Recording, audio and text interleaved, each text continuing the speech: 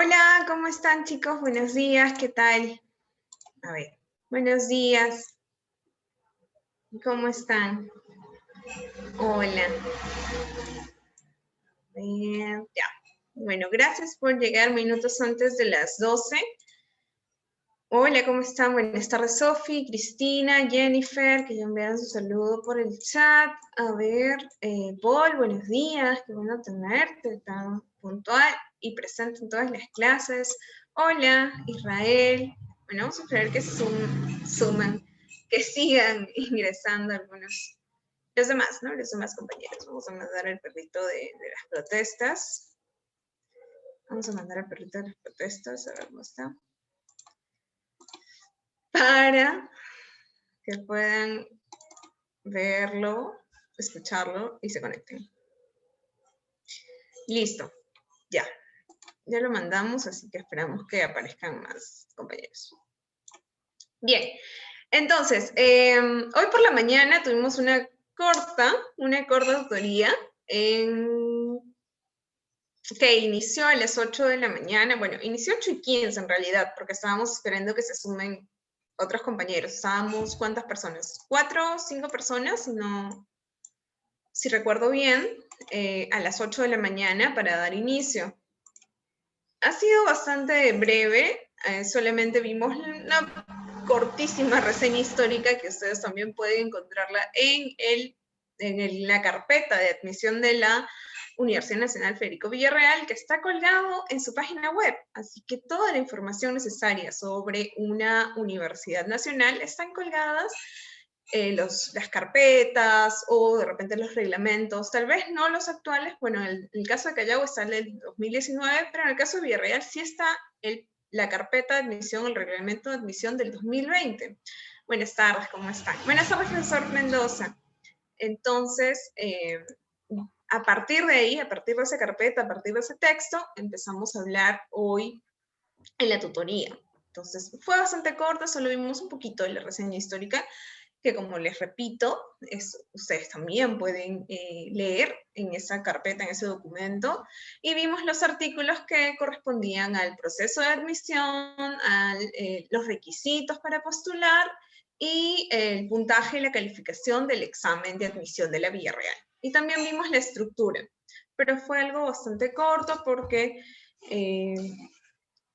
al no iniciar a las 8 en punto, pues no utilizamos todos los minutos que tenemos a disposición, ¿no? Porque es una media hora antes de que inicie la clase de álgebra, y como han podido ver, el profesor Félix ingresa muy puntual a la clase. Incluso él escucha tutoría mientras yo termino de hablar. Eso, entonces son pocos los minutos que tenemos para compartir, así que les recuerdo que puedan ingresar temprano. Israel siempre propone que todo inicie más temprano, 7:30 que estemos conectando para hablar largo y tendido.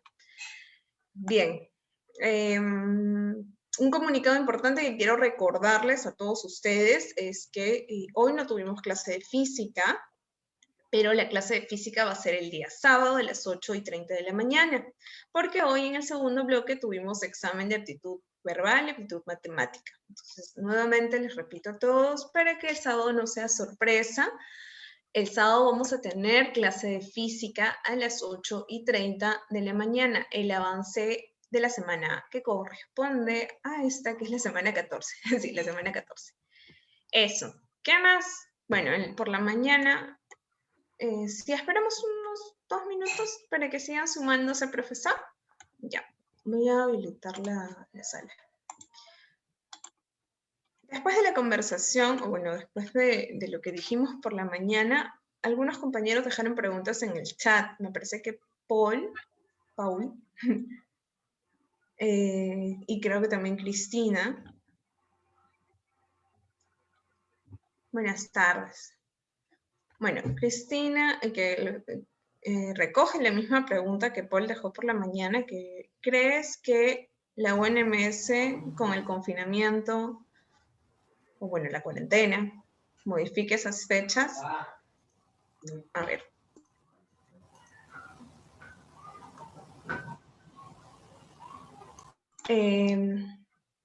No lo sé, no lo sé. la medida que nos han, bueno, la información que tenemos es los 15 días de cuarentena. No quisiera especular, porque sé que ya bastante angustia puede generar el que estemos pensando sobre las siguientes fechas que ya están programadas para abril. Entonces, no quisiera especular sobre eso. Esperemos que se mantengan y que la situación mejore, ¿no? Las medidas se están tomando para que esto se controle. Esperemos que sea así. Y por la mañana también estábamos hablando sobre el confinamiento, bueno, la cuarentena. Y yo espero que en sus familias esto no sea tan perjudicial, ¿no? Definitivamente a muchos nos va a afectar el volver a una cuarentena, pero espero que no sea tan perjudicial y que nos encontremos bien, que tomemos todas las medidas para protegernos nosotros y para proteger también a las personas que están con nosotros, a nuestros papás, a nuestros abuelos, seguramente hay personas que están dentro de la población vulnerable con las que compartimos y nuestras acciones también pasan por protegerlos a ellos, ¿no? Protegernos nosotros y protegernos a ellos. Así nos protegemos todos y nos cuidamos todos. Y bueno, esperamos que las cosas mejoren. Hay algo que sí estaba pensando, y es que voy a vivir la cuarentena con ustedes, porque la cuarentena anterior, pues, la viví sola en mi cuarto, encerrada, y pensando cada 10 días que tenía el virus. Pero ahora vamos a vivir la cuarentena juntos, así que tan mal, tan mal no nos va a ir, ¿no? No nos vamos a poder conectar y encontrar por aquí. ¿Qué dice? Yo me quedo en mi casa. Está bien. Algunas personas quieren hacer marcha contra la cuarentena. Buenas tardes, Fer. Sí, creo que vi por Facebook algunas publicaciones al respecto, ¿no? Bueno, volviendo a la pregunta de Cristina y de Paul, vamos a estar atentos a la información oficial que pueda enviar la universidad, que también pues está sujeta a las medidas que se tomen frente a esta emergencia.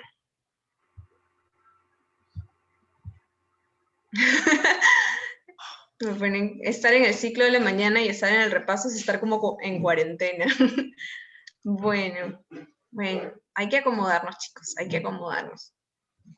Vamos, nosotros vamos a poder. Bien, profesor, ya vamos a iniciar la clase. Sí, ya vamos a iniciar la clase. Ya hay una cantidad, y hay una cantidad suficiente de alumnos para poder iniciar. Bueno, ¿Soy solo Katy, yo o no le escucho? ¿No Creo que soy solo yo. Ya. ¿Ustedes sí le escuchan? ¿Ustedes me escuchan, muchachos? Sí se le escucha, ya, entonces soy yo. Mi voz sensual sí se escucha, ¿verdad? Katy, tengo un problema antes que grabes la clase.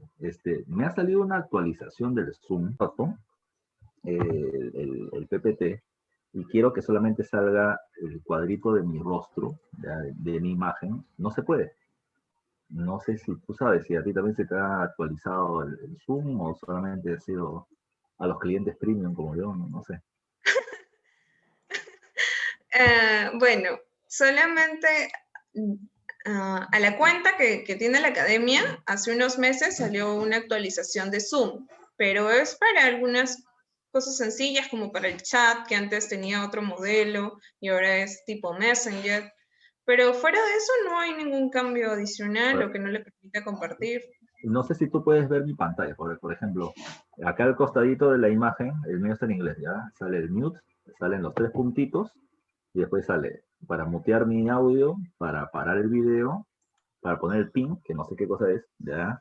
Es el spotlight y el hide help, pero o sea, lo que...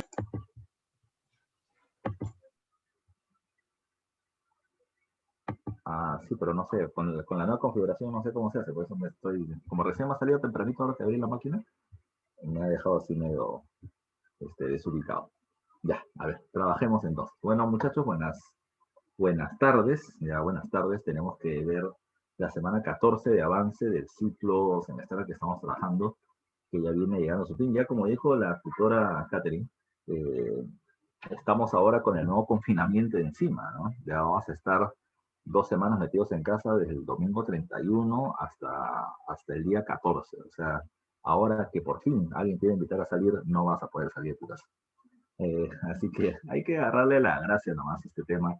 En realidad no queda de otra, pero a todo hay que sacarle siempre la parte positiva. Primero, la situación está bien compleja. Ya la cantidad de contagios es muy alto, es muy alto. Y en la primera cuarentena, digamos, no he tenido, hasta este momento, no había tenido tantas personas relativamente cercanas enfermas o que se han contagiado. Ahora sí, he tenido en 3 días noticias de 3 personas relativamente cercanas o que conozco enfermos. Dos de ellas están muy mal, uno de ellas entubado, una de ellas tiene una enfermedad preexistente que es el lupus, es una enfermedad degenerativa muy, muy grave y está con el coronavirus y está bastante mal.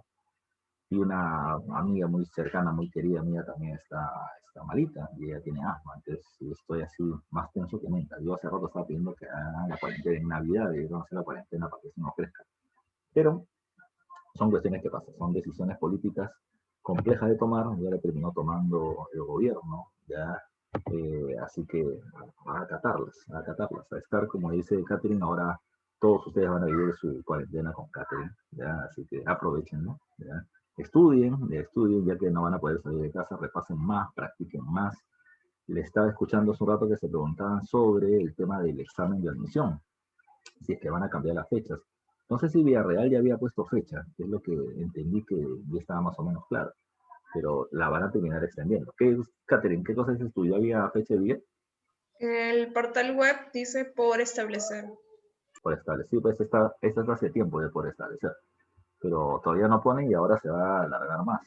Yo hasta donde sabía, ya, y creo que se lo dije la vez pasada, en el caso de San Marcos, se ha puesto las fechas tentativas, pero Pero si es que sí el tema de los contagios masivos, las fechas no van a cambiar.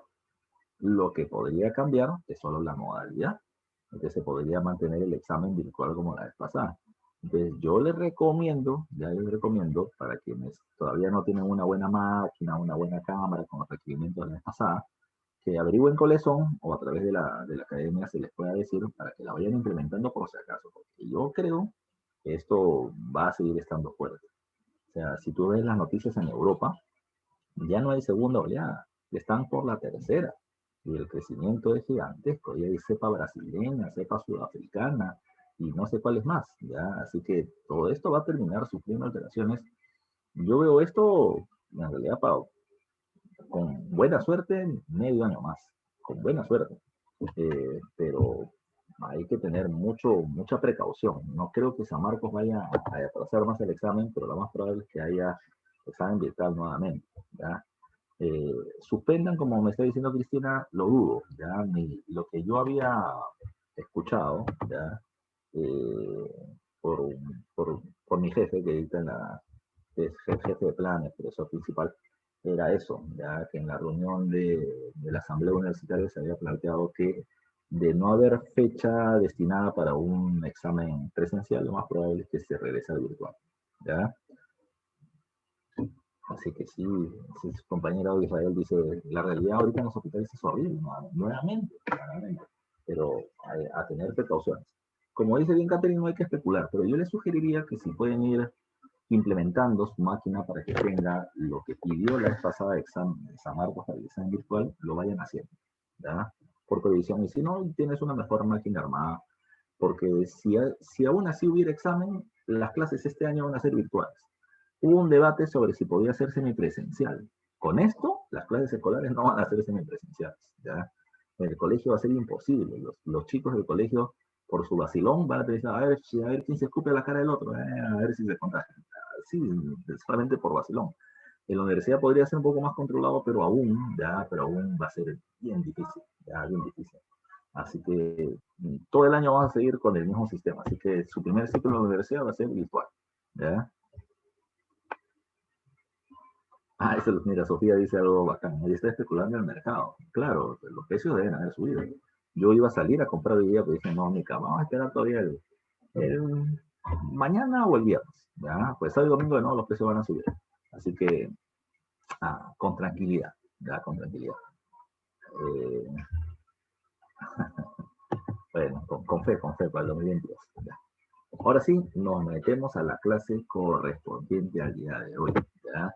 Bueno, la clase anterior, trabajamos el periodo de la guerra contra Chile y el periodo de la reconstrucción nacional. ¿Ya? Recuerden ustedes que la reconstrucción nacional termina siendo el periodo posterior a la guerra contra Chile, que va entre el año de 1883 hasta el año 1899. Pero les decía yo la clase pasada que la reconstrucción se va a terminar caracterizando por tener gobiernos dirigidos por caudillos. ¿Quién era un caudillo? Recordando precisamente lo que hemos hecho hace algunas semanas atrás. Recuerden que los caudillos eran los personajes que venían teniendo tropas que terminaban siendo utilizados para sus intereses en particular. De esta manera podríamos terminar encontrando caudillos que eran militares como caudillos que eran civiles. En esta etapa de la reconstrucción venimos teniendo un primer momento, que es el periodo del segundo militarismo, caracterizado por el gobierno de militares, ya que terminaron teniendo renombre a pesar de la derrota en la guerra contra Chile. Eso que también se les conoce con el nombre de militarismo de la derrota. Quienes estuvieron ahí estuvo Miguel Iglesias. Recuerden que Iglesias era muy rechazado por parte de la población por haber traicionado a Cáceres y haber firmado el acuerdo con Chile del Tratado de Ancón.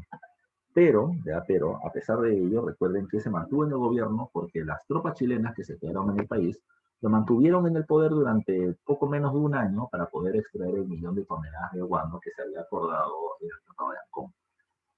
Cuando se retiran los chilenos, Cáceres termina viendo facilitado el golpe de Estado que realizará contra Iglesias. Da un golpe de Estado, le da el poder al Congreso, el Congreso convoca elecciones, y el Partido Constitucional de Andrés Avelino Cáceres termina ganando las elecciones presidenciales sin mayor inconveniente, pues tuvo los votos del Partido Civil y un gran respaldo popular.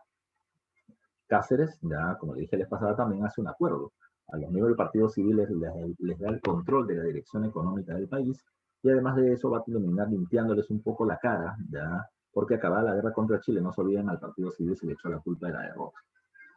Cuando Cáceres llega al gobierno, recuerden que hay varios cambios importantes a tomar en consideración. El primero de ellos es que se termina estableciendo la eliminación de la circulación de la moneda llamada con el nombre del Inca, el billete devaluado, ya fue sacado de circulación, generando muchas protestas en las provincias. Protestas ya que Cáceres la va a terminar acabando a través del uso de la fuerza militar, lo que generó que mucha población de provincias que terminaba teniendo un buen nombre a Cáceres por haber organizado la resistencia nacional, ahora lo van a terminar rechazando como un tirano violento. Por otro lado, Cáceres va a terminar presionando para que se establezca la firma del contrato Grace. Les dije la vez pasada, debido a que es por presión, porque el Congreso inicial rechaza en 3 oportunidades la firma de este acuerdo, pues consideraba que terminaba siendo demasiado ventajoso para los empresarios británicos y muy perjudicial para la economía nacional. ¿Qué fue lo que pasó? Cáceres al final terminó disolviendo un Congreso opuesto a la firma del contrato Grace y terminó imponiendo otro aliado a él. En el contrato Grace, recuerden, se termina dando por saldada la deuda externa peruana. El Perú tenía que terminar entregando a los poseedores británicos de deuda externa en el Perú una serie de beneficios. A través de la Peruvian Corporation, empresa de este grupo de poseedores de bonos, se le entregó, por ejemplo, los ferrocarriles en concesión por 66 años, el control de la libre navegación en el lago Titicaca, el control de los barcos a vapor del mismo lugar, 3 millones de hectáreas o 3 millones de toneladas de guano y 2 millones de hectáreas de tierras en la selva, además de 33 cuotas de 80.000 libras esterlinas para que con todo eso den por saldada su deuda y ellos hablen bien del Perú a nivel internacional. Mencionando que el Perú puede haber tenido una dura crisis acabada la guerra contra Chile, pero aún así lograron pagar las deudas que venían teniendo. De esa manera, Cáceres salía del gobierno planteando que él agarró un país con una economía quebrada y lo termina dejando con un país con una deuda saldada y con una inversión que comienza a llegar. Recuerden que al final del gobierno de Cáceres llega el Banco Italiano, banco extranjero, pero además de eso termina llegando la London Pacific, empresa inglesa que explota el petróleo de la zona de Talara en el norte del país. Bueno, un par de datos más de Cáceres es que se crean las juntas departamentales. Como el gobierno no tenía mucha plata, se terminó estableciendo que cada departamento se organice para el cobro de sus tributos, ¿ya? Y para el manejo de su presupuesto. Pero eso no terminó durando mucho, porque desde Lima, el Congreso de la República terminó poniéndole trabas a esa propuesta. ¿Por qué? Porque si bien cada junta departamental cobraba su tributo, ya el gasto del presupuesto tenía que ser aprobado por el Congreso. Así que nuevamente un fuerte centralismo se terminó realizando. Y finalmente, un dato importante para el tema de hoy es que a finales del gobierno de Cáceres, te mencioné, se va a firmar el tratado García Herrera. El Perú, con el objetivo de Ecuador no se una a Chile contra nosotros, le cedió a Ecuador territorios en Tumbes y territorios en Maynes, cosa que el Congreso peruano no terminó aceptando. Y por tanto, no le dimos realmente los territorios al Ecuador. Si bien nosotros nos quedamos con los territorios que eran nuestros, Ecuador consideraba que el Perú ya tenía secuestrados esos dominios. Y los niños en las escuelas y los militares que eran preparados precisamente en el ejército crecían con esa idea de que el Perú les ha arrebatado territorios y los termina teniendo secuestrados, ¿ya? ¿Por qué es importante ese dato? Porque eso va a ser la justificación a futuro que va a tener Ecuador para terminar justificando sus guerras contra nosotros, ¿ya? A ver, otro dato más, y otro dato más. Recuerden que acabado el gobierno de Cáceres, un ratito por favor. Discúlpenme.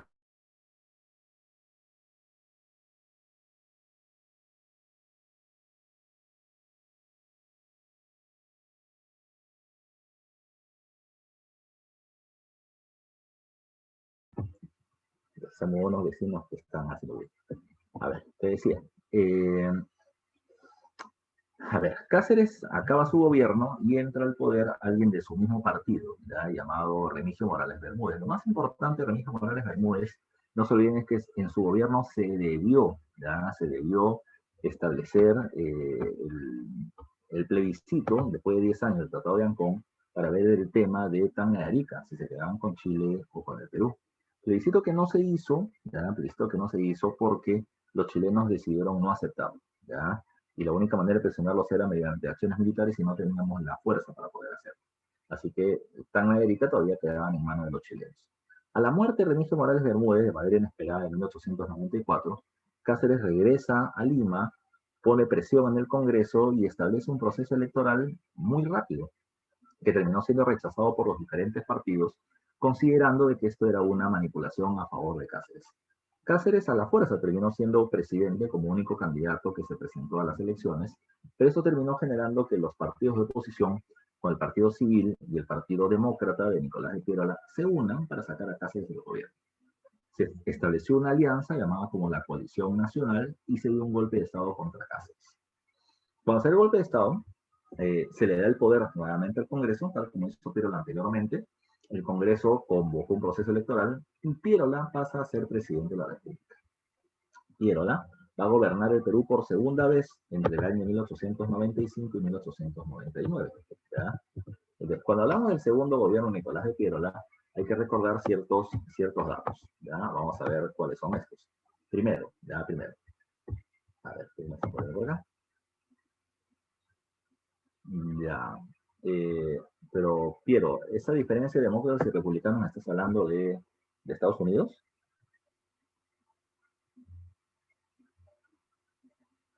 A ver si me respondes, Piero.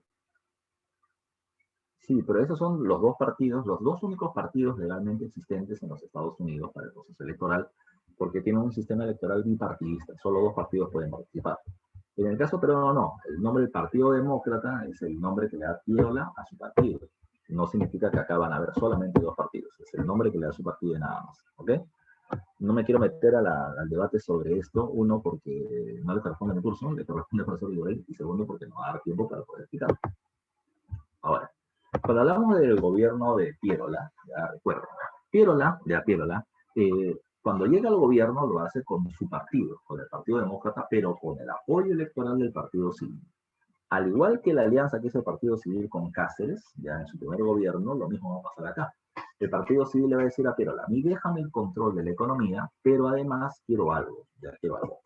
Yo, Partido Civil, te doy mis votos a ti, Pirola, para que seas presidente en el año 95, pero en el 99 quiero que ustedes, el Partido Demócrata, apoyen al Partido Civil para que llegue al gobierno.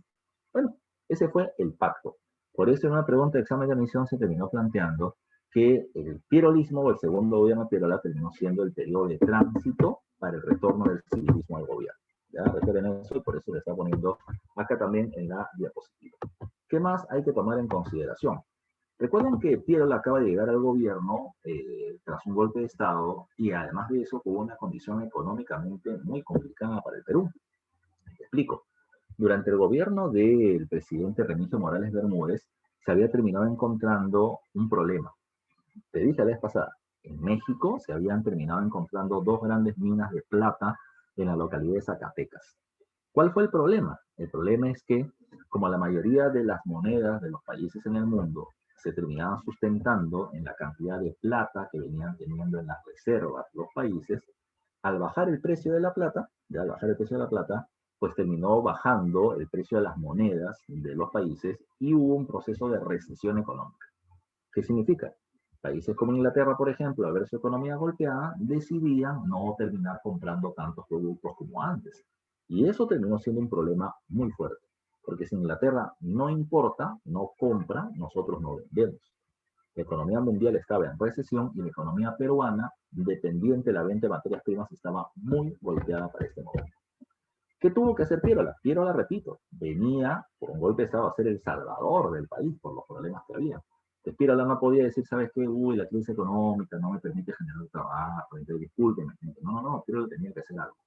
Lo primero que va a hacer Pirola es, si no consigo plata por las exportaciones, que están muy limitadas, hay que conseguir plata adentro. ¿Ya? ¿Cómo? Cobrando más impuestos. El gobierno de Pirola va a terminar creando una institución llamada con el nombre llamada con el nombre de la Sociedad Anónima de Recaudación de Impuestos. El hecho de que sea una sociedad anónima, una SA, una SA, implica de que era una empresa privada. Una empresa privada en el Perú se encargaba de cobrar los impuestos a las empresas. Eso, ¿y qué ganaba esa empresa privada? Un porcentaje de lo que cobra. Si ellos cobraban 100, entonces los que respondían 5%. Que si esta empresa quiere ganar más plata, tiene que cobrar más tributos, dar más tributos a más empresas. Es decir, tiene que evitar que haya evasión tributaria. Eso era importante, porque de esta manera, como ellos cobraban mucho o no terminaban aceptando la evasión, el gobierno comenzó a tener dinero. ¿Qué hizo el gobierno de Pirola con ese dinero? Terminó creando una institución llamada con el nombre de, a ver si la tengo por acá, el Ministerio de Fomento, que está acá en el cuarto punto, el Ministerio de Fomento. El Ministerio de Fomento se terminó encargando de fomentar las obras públicas, Esta se terminó encargando de, por ejemplo, vamos a poner por acá, se terminó encargando de la limpieza de los parques. No sé si han visto ustedes por el tema de la pandemia, en varios distritos se hizo esto. Se puso gente que venían teniendo una chompa o un chaleco de color rojo, con su gorrito rojo, y los terminaban haciendo limpiar los parques, limpiar las rejas, limpiar los asientos, poner las líneas blancas en las pistas para que se pueda señalizar las mismas por donde pueden avanzar los autos. No sé si eso también lo habrán visto por su distrito, porque yo lo he visto en varios distritos de Lima. Eso es más o menos lo que hizo el Ministerio de Fomento, terminar creando microempleos, para que la gente tenga chamba, dinero y pueda terminar comprando sus alimentos, y la gente esté contenta. Pero no solamente estaba ello, sino que entre las obras públicas, lo más importante, estaba la construcción de puentes y carreteras. Ahora, puentes y carreteras, ¿hacia dónde? La cuestión es que se van a construir puentes y carreteras hacia las minas. Eso es una pregunta. ¿Es diciendo que en la época de Pirola se van a comenzar a explotar los centros mineros? No. Pero los centros mineros ya se venían explotando de antes. Pero lo que está diciendo Pirola es lo siguiente. En este momento en el mundo no hay plata. No hay dinero para poder invertir en los centros mineros.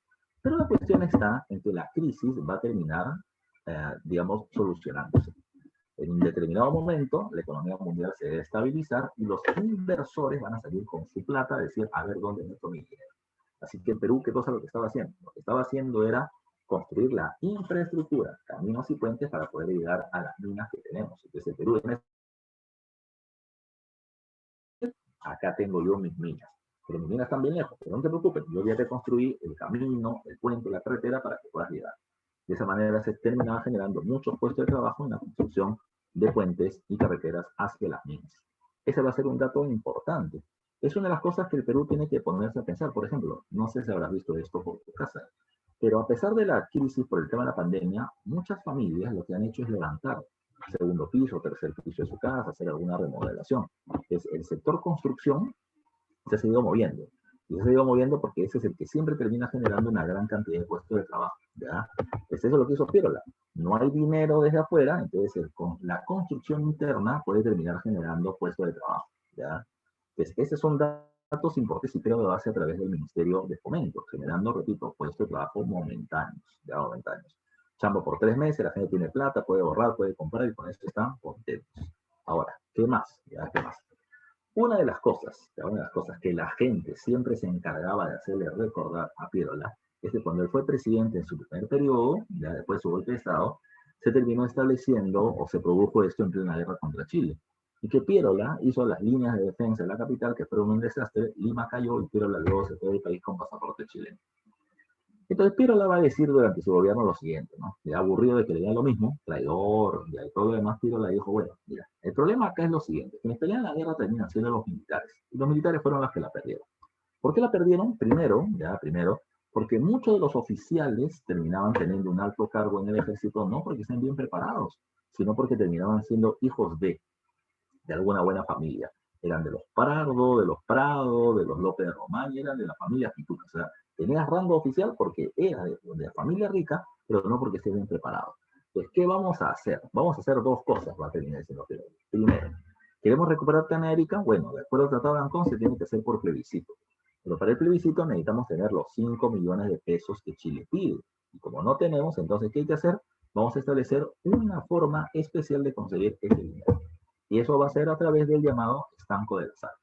¿Qué es un estanco? Esto ya te expliqué hace un par de semanas atrás, antes de la guerra contra Chile. Un estanco es cuando el Estado se hace dueño de un recurso natural dentro del país. Por ejemplo, en este caso, la sal. Todos los centros del país donde se produce sal ya no van a ser de libre acceso. Antes tú ibas con tu pico, ibas a una salina, sacabas un bloque de sal y luego lo terminabas chancando, moliendo y vendías la sal. Estaba libre de disposición. Ahora el Estado dice no. Toda la salinera del Perú, mías. Ahora, ¿quién quiere terminar vendiendo sal? Yo voy a terminar concesionando la salinera para que alguien pueda extraer la sal, pulverizarla, empaquetarla y venderla. De esa manera, Piero le decía, voy a tener dinero para pagar el tema del plebiscito. Eso generó problemas, ¿ya? En lugares donde el pueblo vivía, por ejemplo, esa actividad, como el pueblo de la Mar y Huanta, en Ayacucho, la población se levantó y el ejército fue y les metió golpe, por poner un ejemplo. La otra cuestión que va a decir Piero es esta, ¿eh? Se me están criticando mucho por el tema militar. El gran problema, insisto, es que mucha gente terminaba teniendo cargo por nombre, pero no por preparación. Falta una mejor preparación para el ejército. Por eso es que, ¿ya? Por eso es que cambio la diapositiva, ¿ya? Y se va a terminar estableciendo una reforma de corte militar. La reforma militar se le conoce con el nombre de la misión Clemens. Y se le llama así porque se trae a un militar francés llamado Pablo Clement para que termine reorganizando la fuerza militar del Perú. ¿Ya? Repito, ¿ya? El objetivo de la misión Clement era hacer una reforma militar. La reforma militar venía teniendo 3 objetivos que están ahí. Primero, que se crea una escuela, la Escuela Militar de Oficiales de Chorrillos. ¿Ya? Esa es la escuela. ¿Eso era para qué? Para terminar preparando con la modernización del ejército a los altos mandos oficiales de la Fuerza Militar Peruana. Ahora, también se decía lo siguiente, ¿de qué me sirve tener ya a oficiales que conozcan la última de las estrategias militares en el campo de batalla si no vienen teniendo tropas que sepan qué hacer en el campo militar? Por eso es que se estableció como segunda medida el servicio militar obligatorio. Antes de pasar a ser ciudadanos, los varones mayores de edad tenían que pasar por una preparación militar. ¿Ya?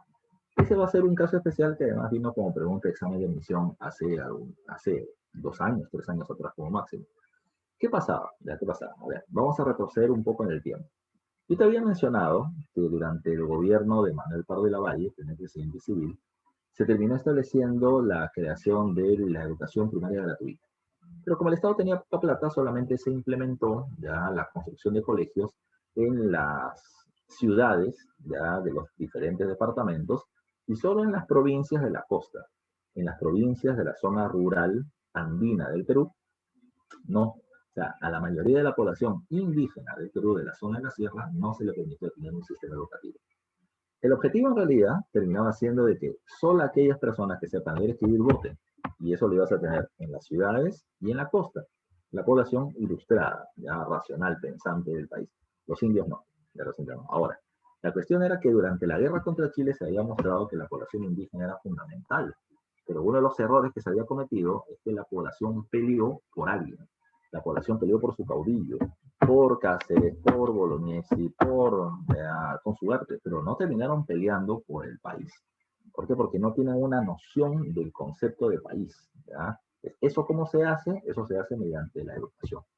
Pero como el indígena de la zona rural no iba a tener acceso a la escuela, ¿cómo meterle ese concepto de la patria, de la bandera nacional, del himno nacional, de los héroes? Entonces, eso se hacía mediante el servicio militar obligatorio. El servicio militar obligatorio era el lugar donde se iba a adiestrar y a introducir el concepto de patria y nación a la población indígena. ¿Ya? Repito, ¿qué te enseñan en el servicio militar obligatorio? Bueno, te levantas muy temprano, 5 de la mañana, te bañas con agua fría, haces tu cama, te terminas vistiendo y vas a terminar pasando a izar la bandera, cantar el himno, el paso de bandera, Padre Nuestro de María, y en clases, además de cómo desplazarte en el campo de batalla, te van a terminar enseñando historia. La historia del país, la historia de la guerra, la historia de las tropas, la historia de los héroes, para que la gente se vaya identificando, creando una conciencia nacional. Ese era el tema del servicio militar obligatorio también. Lo otro es que los militares iban a tener sus propias leyes. Ellos no iban a ser juzgados como los civiles o como los sacerdotes, sino que iban a tener su código de justicia militar. Particularidades. Otro dato más, regresando a la anterior diapositiva. Como la plata, ya la plata, el metal plata había perdido valor por estas minas que se habían encontrado en México, durante el gobierno de Piérola se estableció un nuevo patrón monetario. ¿Ya? Es decir, la moneda ya no se va a sustentar en la cantidad de plata que tengan guardado el país en sus reservas, sino en la cantidad de oro que van a tener guardadas. Pero se habla del patrón oro para sustentar el precio de la moneda nacional. Y de esa manera, Piérola establece una nueva moneda que se llama la libra peruana de oro. ¿Ya? La libra peruana de oro, no te olvides tú. Otros datos más, y otros datos más. Durante esta época se va a terminar poco a poco recuperando el mundo, ¿ya? Y la economía internacional nuevamente va a terminar creciendo. Eso va a ser muy ventajoso para Piérola, porque van a haber una serie de inversiones que llegan y productos que se exportan del Perú. Hay dos grandes boom, ¿ya? Boom. ¿Qué cosa es un boom? Un boom termina siendo lo que marca una explosión. De un momento a otro se va a terminar vendiendo una gran cantidad de caucho. ¿Alguien sabe qué es el caucho? ¿Ya? ¿Alguien sabe qué es el caucho y para qué sirve el caucho? Ya, una respuesta. ¿Ya? De 25 que estamos acá. ¿Ya?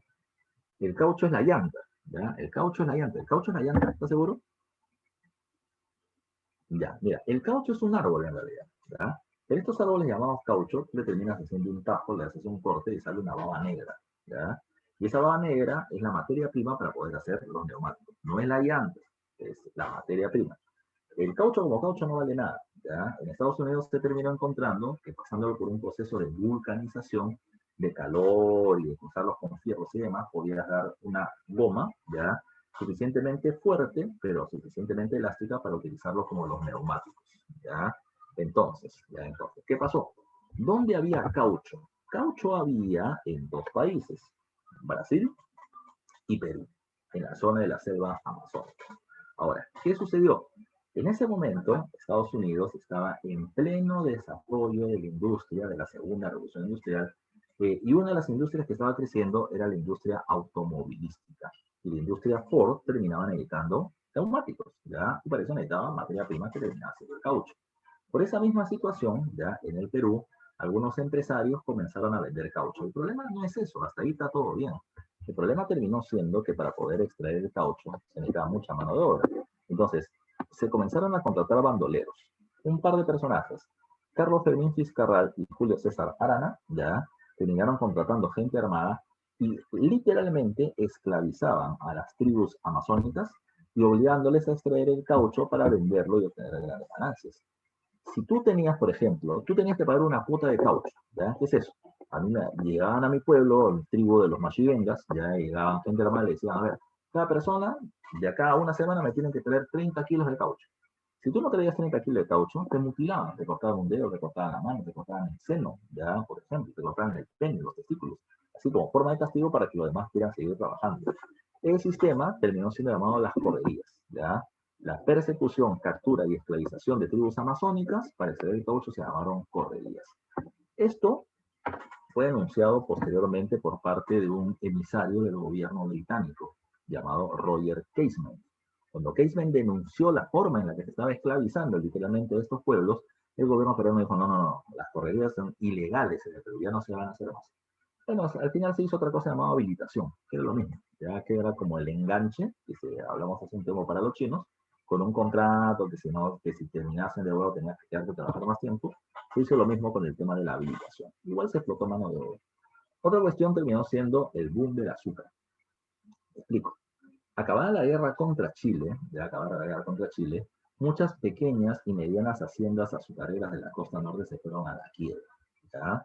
Esto fue aprovechado por empresarios peruanos y empresarios extranjeros con plata que terminaron comprando esas tierras que habían perdido valor. Por eso es que acabada la guerra contra Chile van a terminar naciendo los grandes latifundios, o sea, terrenos agrícolas de grandes dimensiones. ¿Ya?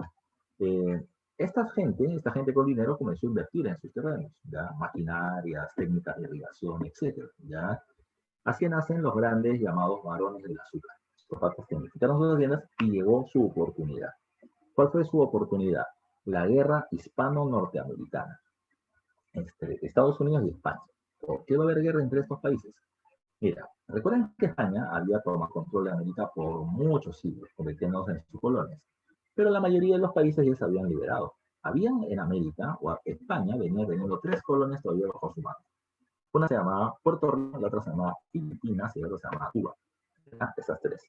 Entonces, Estados Unidos, que ya era una potencia industrial y que estaba buscando expandir su dominio económico, ya dijo, bueno, por la libertad de estos pueblos, ya, y por la libertad del mundo, yo voy a terminar eliminando las colonias que España tiene, y las voy a terminar declarando como libres. Entonces se produce una guerra entre España, que quiere mantener sus colonias, y Estados Unidos, que quiere la libertad de esas colonias. Dentro de esas guerras está la guerra por Cuba. Entre 1895 y 1896, en que Estados Unidos y España se peleaban por la libertad de Cuba, en ese tiempo Cuba, el segundo mayor productor de azúcar del mundo, no podía vender azúcar porque estaba bloqueado por la guerra. Entonces, ¿qué pasó? Como, digamos, el consumo de azúcar no se podía paralizar, en Europa y en Norteamérica se comenzó a buscar qué otros países venían teniendo azúcar para exportar. Y habían 3, Brasil, Colombia y Perú. Así que los hacendados peruanos tuvieron la oportunidad de vender mucho azúcar al extranjero y se hicieron de mucha plata. El boom azucarero a causa de la guerra hispano-norteamericana. ¿Ya? No se olviden ustedes. Así que el Perú comenzó a exportar mucho. Pero también, como te dije hace un rato, llegaron inversiones. ¿Ya? ¿Qué inversiones? Llegan los bancos. Llega el Banco de Perú y Londres, que se va a convertir en el banco más importante del Perú, ¿ya? Con suficiente capital para financiar empresas, hasta que se produce el crack de 1929. Está el banco alemán transatlántico era su nombre, el Banco Internacional y el Banco Popular. Este banco terminaba perteneciendo a la familia Prado, ya ligados al presidente Prado de la época de la guerra contra Chile, que eran empresas o familias muy adineradas. La compañía de seguros RIMA, que te decía que todo iba a estar muy bien. También llega la Inca Cotton Mill, ya una empresa inglesa para la producción textil. Y en el Perú, la familia Prado invierte en la industria textil La Victoria. Y así van a haber varios negocios que se van a abrir. ¿Ya?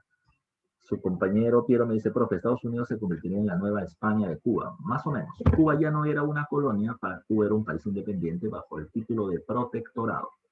O sea, Estados Unidos dijo, bueno, para que no te vuelvan a colonizar, yo te voy a proteger. Todo el mundo aplaudía esa condición de Estados Unidos.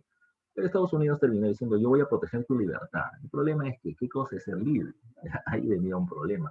Entonces, bajo esa condición, Estados Unidos decía, bueno, si es que algún gobernante no quiere dar la libertad económica para los empresarios extranjeros invertir en Cuba, entonces ellos están contra la libertad. En castellano, si los empresarios norteamericanos no veían afectados sus negocios en Cuba, Estados Unidos intervenía militarmente. Y eso es el hecho por el cual Estados Unidos invadió militarmente Cuba muchas veces, ¿ya? Y los gobernantes de Cuba terminaron estando sometidos a los Estados Unidos por mucho tiempo, hasta la Revolución Cubana de 1959, por si acaso, ¿ya? O Batista es uno de esos personajes, ¿no?, que estuvo a favor de los Estados Unidos. Por otro lado, para terminar el gobierno de Piérola, hubo una reforma electoral entre 1895 y 96. En el Congreso se estableció que el derecho al voto solamente le van a tener aquellos que sepan leer y escribir. Los analfabetos terminaron siendo mm, retirados de los procesos electorales hasta la Constitución de 1979, ¿ya? Casi después de 100 años. ¿Ya? No se olviden de ese dato también. A ver, acabado el gobierno de Piérola, como te dije, se tenía que establecer el retorno del Partido Civil al gobierno como se había acordado, ¿ya? Pero vamos a ver ciertos datos. Primero, ese periodo del retorno del Partido Civil al gobierno será llamado por el nombre de el segundo civilismo, porque el Partido Civil gobernará, o también va a ser llamado por el nombre de la República Aristocrática, como lo plantea Jorge Basadre, ¿ya? Recordemos ciertos datos. ¿Qué cosa era aristocracia? ¿Ya? Recuerden que cracia viene de kratos, que significa poder. Aristo viene de los mejores, y los mejores son las familias nobles. Entonces, cuando hablamos de la república aristocrática es más o menos hablar como el gobierno de la nobleza en el Perú. Ese es un poco complicado, el mismo Jorge Basadre lo va a explicar. En el Perú no había nobles, los títulos de nobleza se habían eliminado, pero pregunta, ¿cuál era la base del poder de la nobleza feudal o de la nobleza medieval, por ejemplo? Era la gran propiedad sobre la tierra y los campesinos que le tributaban, ¿ya? Entonces, él mencionaba, a pesar de que los títulos de nobleza han sido eliminados, en el Perú se sigue manteniendo una tradición aristocrática. ¿Por qué? Porque los hombres más poderosos del Perú terminaban siendo los grandes hacendados, los grandes dueños de tierra, que tenían campesinos tributarios para ellos bajo la condición de yanaconas. Entonces, como esos son los hombres más poderosos del país y son los que van a gobernar el país, pues tenemos un gobierno prácticamente como si fuera de la nobleza tradicional. Algunos autores han criticado eso, y han planteado que es mejor hablar de una república oligárquica, como está aquí en la parte inferior de este cuadro. ¿Qué cosa es una oligarquía? Arquía es gobierno, ¿ya? Significa gobierno. Oligo significa un grupo, ¿ya? La oligarquía hace referencia a un pequeño grupo de personas que terminan teniendo el dominio económico y político de una región, Ahora, dentro de esa oligarquía, dentro de ese pequeño grupo, ¿quiénes están? Están los banqueros, están los empresarios, están los dueños de industrias, por ejemplo, pero los que más resaltan terminan siendo los grandes hacendados. Entonces, no hay mucha diferencia entre hablar de república aristocrática y oligárquica. La única diferencia es que Basadre decía, son los hacendados los que tienen el poder. Otros autores van a decir, sí, son los hacendados los que tienen el poder, pero no son los únicos. Hay otro grupo de empresarios poderosos también que están juntos con ellos, por eso se hablaba de la oligarquía. ¿Ya? En nuestra era, ¿cómo podría ser llamada? Complicado. Todos esos términos que estamos hablando, hasta el tercer militarismo, son nombres que lo termina utilizando Jorge Basadre. Ellos son los nombres que, digamos, entre comillas, se han oficializado en la historia para poder hablar de las diferentes etapas, ¿verdad?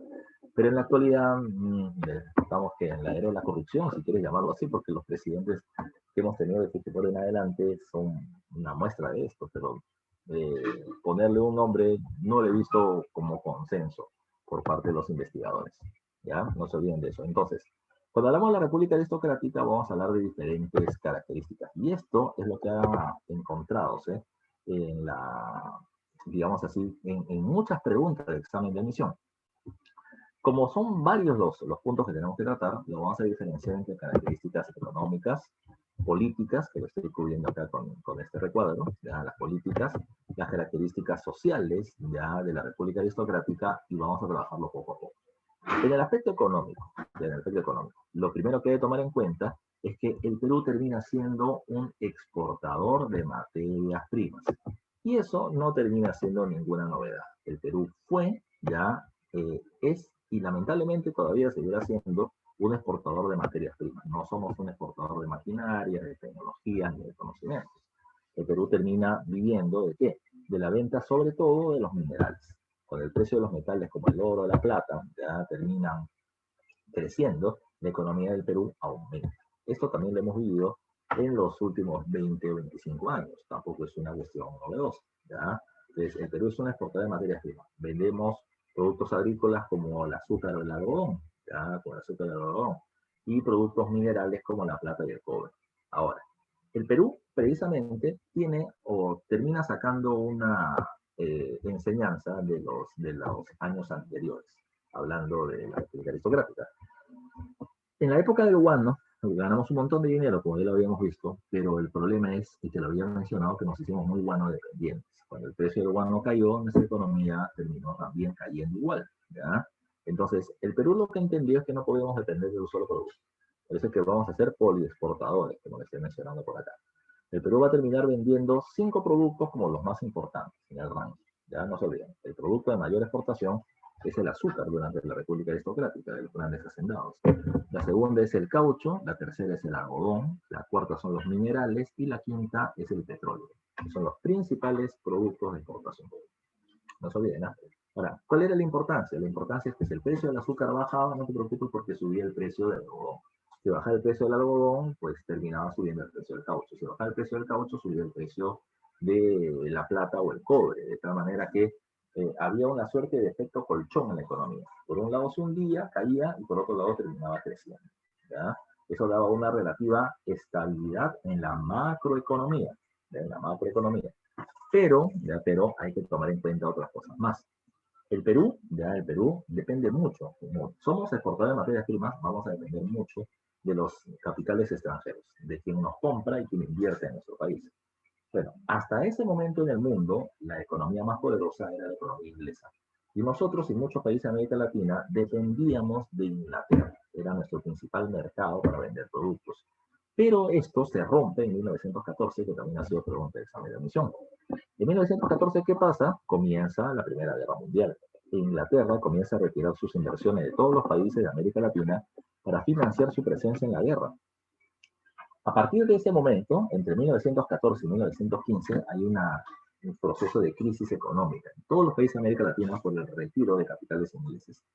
Pero a partir del 15 en adelante, Estados Unidos es el que va a terminar comprando estas empresas inglesas.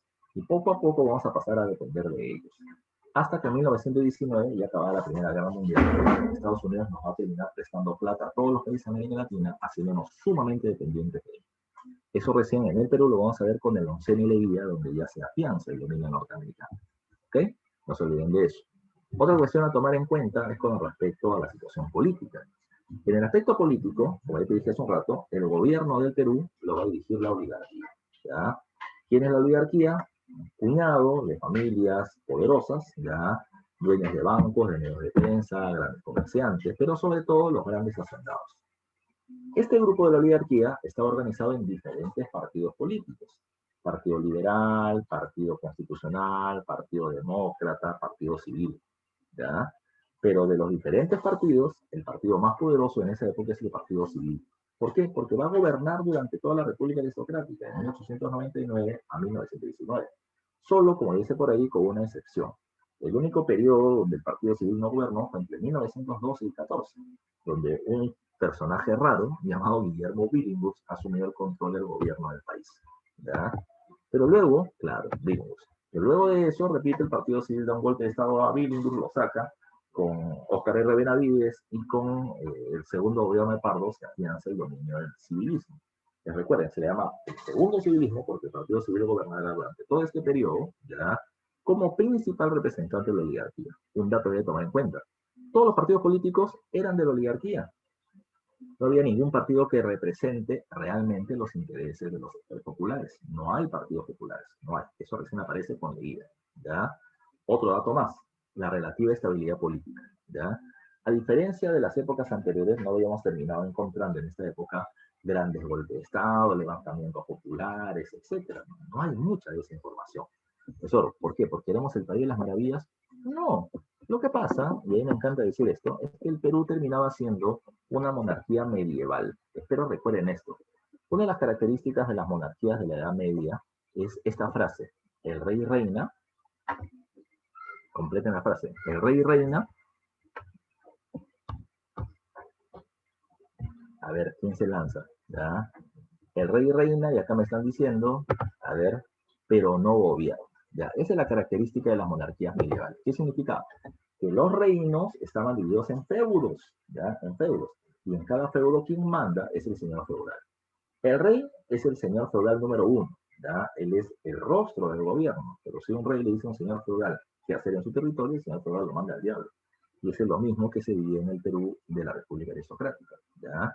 Había un presidente, si lo quieres poner así como si fuera un rey, había un presidente de la República, pero en las provincias del Perú habían dueños locales, habían dueños locales. Por eso se habla de que existe una alianza entre el Partido Civil, ya, que es el que organiza el gobierno, y los gobernantes de las diferentes provincias, ¿ya? El hacendado de la costa, el dueño de tierras en la costa, el gamonal, los dueños de tierra en la sierra, y los dueños de minas. Cada uno de ellos maneja el gobierno central. El Partido Civil, ¿qué cosa les decía? ¿Ya? ¿Qué cosa les decía? A ver, yo estoy gobernando el país, pero cada uno de ustedes maneja, como dice por acá, sus provincias a su antojo, ¿ya? Cada uno de ustedes maneja su provincia a su antojo. Ahora, ustedes van a seguir siendo algo así como los señores feudales de su territorio. Ahora, ya ahora. Lo manejan tanto a su antojo de que cada una de estas haciendas, por ejemplo, venía teniendo su propia moneda o token, así le llamaban, de uso interno, ya de uso interno. De tal manera de que ellos eran pequeños estados dentro del territorio peruano. Otra cuestión más, lo único que le pedía el gobierno central a estos gamonales, hacendados y de minas eran dos cosas. Uno, ustedes cobran sus respectivos impuestos y me pagan a mí, el gobierno central, lo que me corresponde. Y segundo, yo no quiero escuchar protestas, ¿ya? No quiero escuchar protestas. No quiero que en Lima la gente se entere que hay protestas al interior del país. Quiero que haya una aparente estabilidad y tranquilidad en el país, ¿ya? Es porque una pregunta, ¿me está diciendo que los campesinos no protestaban? ¿Que los trabajadores en las minas explotados laboralmente no protestaban? Repito, lo que se vive es una aparente estabilidad. ¿Qué cosa le decía el gobierno central del Partido Civil al hacendado o al gamonal? Le decía, si tus campesinos vienen y protestan por tierras o por un mejor salario, ya tú ves qué haces, ¿ya? O le mejoras sus condiciones, o le das un poco de tierras, o le metes golpes. Pero lo que yo no quiero es que en Lima aparezcan las especulaciones de protestas. Si los trabajadores mineros están molestos porque les pagan muy poco, los explotas, tú ves qué haces. O los terminas, ya los terminas beneficiando, o les metes golpes. Pero lo que yo no quiero es que en Lima los medios de prensa hablen de que el gobierno es inestable y que hay protestas sociales. Esa aparente estabilidad es la que se va a terminar viviendo en el Perú durante ese periodo. ¿Qué más? ¿Ya? ¿Qué más? El tema de la exclusión política. Insisto, los partidos solo representan los intereses de las oligarquías o de la oligarquía. Los demás grupos que no eran de la oligarquía no tenían participación política. A ver, por ejemplo, ¿quién? La clase media. ¿Ya? Eso, ¿quién es la clase media? La clase media terminaban siendo, por ejemplo, los dueños de negocios no tan rentables, los dueños de talleres, tenían plata, pero no eran millonarios como el dueño del banco. ¿Ya? Era también clase media el profesional, el abogado, el médico, el profesor, ya, etcétera. Tenían plata, pero no eran ricos, ya, pero no eran ricos. Tenían influencia sobre la población, ya, porque eran muy influyentes esos tres. El que te educa, el que te cura y el que te salva legalmente. Ellos eran muy influyentes, pero no tenían mucha plata. Estos de acá no tenían partido político que los represente o que los organice. Tenían derecho al voto porque sabían leer y escribir, pero siempre tenían que votar por uno de los partidos de la oligarquía, pero no tenían un partido que represente sus intereses realmente, ¿ya? Esto recién aparecerá en el 11 día con el APRA, por ejemplo, ¿ya? Por otro lado, también está excluido del sistema político los obreros. Con el desarrollo, con la presencia de muchas empresas, en muchas industrias, aparece el obrero industrial, que tuvo el mismo problema que en toda parte del mundo donde aparecía la industrialización. Muchas horas de trabajo y poco salario, una explotación laboral. Los obreros industriales en el Perú se comienzan a organizar, ¿ya? Bajo la propuesta del anarquismo, ¿ya? Que fue introducido por Manuel González Prada. Los grupos obreros se formaron en gremios y en sindicatos y comenzaron a protestar por derechos. Eso, pero están organizados, sí, pero no en un partido político. Están organizados para protestar y para obtener beneficios, pero no tener un partido en el Congreso que pueda terminar presionando por leyes en su favor. Por otro lado, el tema de los indígenas. Ese era peor todavía, porque la mayoría de los indígenas eran campesinos de las áreas rurales. Y estos no tenían ni siquiera derecho al voto porque les habían quitado ese beneficio. Entonces, repito, el poder estaba centralizado en la oligarquía y los otros sectores sociales estaban excluidos. Un dato más que ha sido pregunta de examen de admisión, el movimiento obrero. El movimiento obrero, repito, nace por la explotación laboral y salarial. pero ellos se van a terminar organizando, repito, en gremios. ¿Qué es un gremio? Es la unión de trabajadores de un mismo oficio. Por ejemplo, en el distrito de San Juan de Miraflores terminamos teniendo diferentes panaderías. Entonces, los trabajadores panaderos formaban el gremio de panaderos de San Juan de Miraflores. Pero así como estaba el gremio de panaderos de San Juan de Miraflores, también estaba el gremio de panaderos de Villa El Salvador, de Villa María del Triunfo, de Lurín, de Surco, de San Borja, etc. Entonces podía formarse el gran sindicato de panaderos de Lima. ¿Qué era un sindicato? Era la unión de gremios de diferentes zonas o de diferentes actividades. Formaban un gran sindicato y por lo tanto la protesta era cada vez más grande. Al ser más grande, la protesta podía tener más fuerza para presionar por derechos. Por eso se habla de esto. El movimiento obrero en el Perú durante la República Aristocrática es anarcosindicalista, anarquista en su ideología, ya por Manuel González Prada, y sindicalista por su organización. El mayor objetivo del movimiento obrero era conseguir las 8 horas de trabajo. Y los diferentes gremios obreros tenían diarios, periódicos, que terminaban publicándose o circulando en Lima entre los diferentes gremios obreros. San Marcos preguntó por eso, ¿cuál terminó siendo el diario obrero de mayor influencia ya en la capital? Y la respuesta era el diario La Protesta. Eso, ¿cómo podemos saber qué diario venía teniendo más o menos influencia? Les pregunto yo a ustedes, muchachos, a ver que me respondan en el chat o a micro abierto. ¿Cuál termina siendo el diario más influyente del Perú en la actualidad? ¿Cuál es el diario más influyente del Perú en la actualidad? A ver, te quiero leer, a ver qué me respondes. Ya, hay una respuesta, pero somos un montón en sala. Así que quiero leer por lo menos 4, 5, 6 respuestas. ¿Cuál es el diario que tú consideras es el más influyente del Perú en la actualidad? ¿Ya? Van 2 respuestas, van 3 respuestas, van 4, una más. 5, a ver, ahí está. ¿Ya? Uno me dice el comercio, la república, el comercio, ya son 3 respuestas ahí. Uno me dice el comercio, otro me dice el trome, otro me dice el comercio, el trome, y me dicen con risa, pero la respuesta es el trome, ¿ya?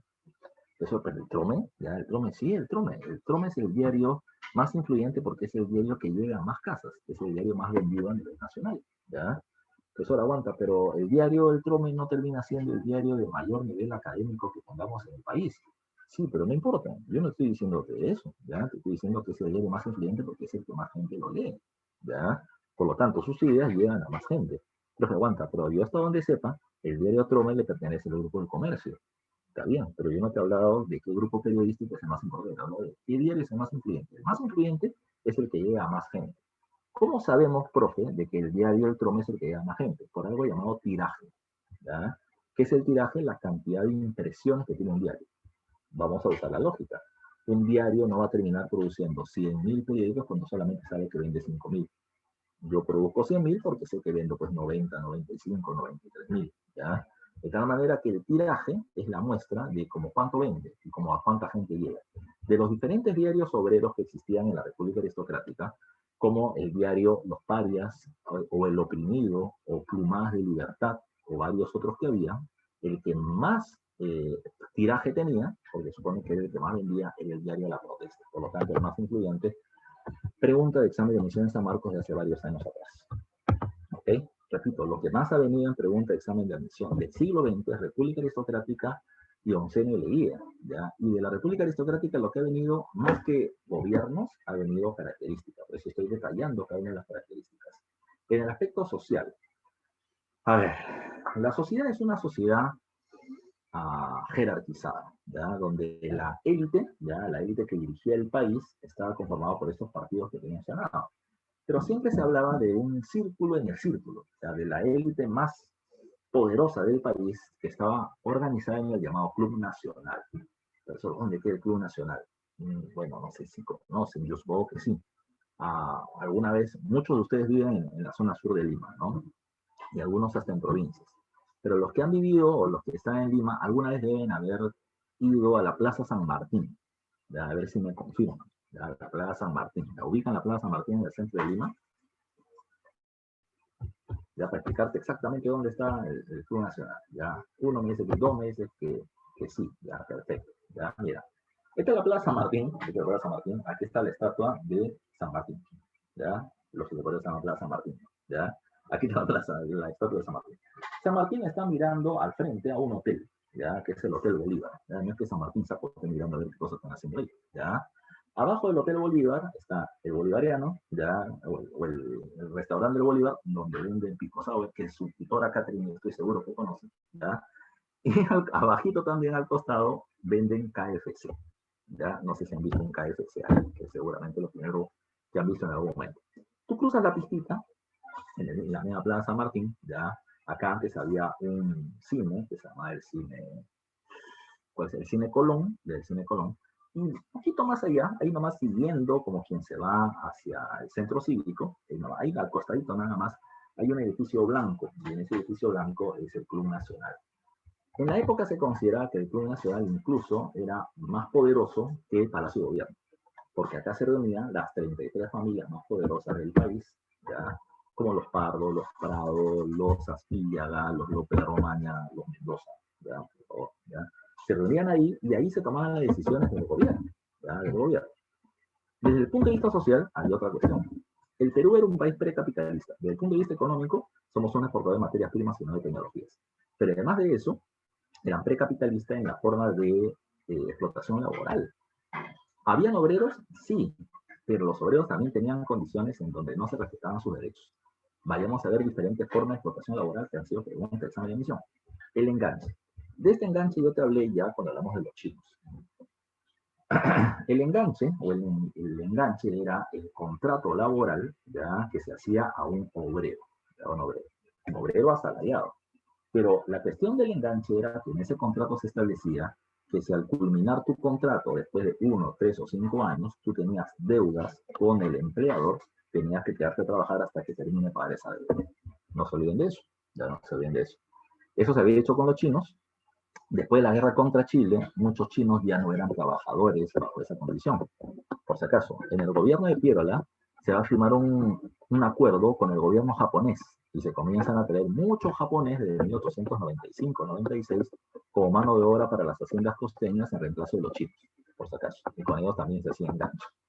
También había enganche, ¿en dónde? El sistema del enganche se hacía, ya se hacía en los lugares donde haya una producción permanente, ya una producción permanente de mercancías. Por ejemplo, en las haciendas de la costa norte, porque la costa norte siempre tuvo ríos con caudal regular, con mucha agua. Por lo tanto, no importa si era verano o invierno, siempre se podía cultivar y tenía necesidad de trabajar permanentemente.